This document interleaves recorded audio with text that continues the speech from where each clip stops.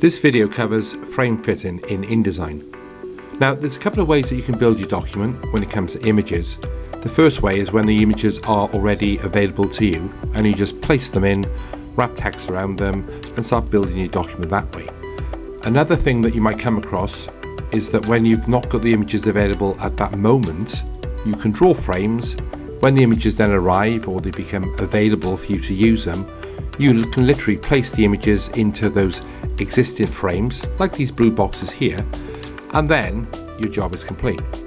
Now, when you place an image into a frame, as I do here, and I literally click, then it gets delivered into the frame at its actual size.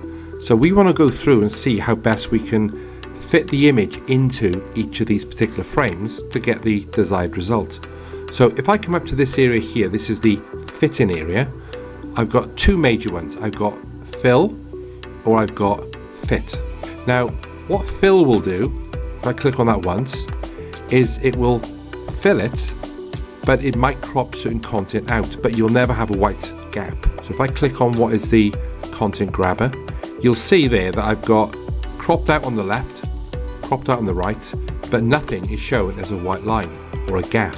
Now, if I go to the other option, which is the fit, you can see the effects of that. So I've got all the actual image there, but I've got a big gap at the top and I've got a big gap at the bottom as well. So for this particular usage, I might not want to use that one. I might want to use what is the fill.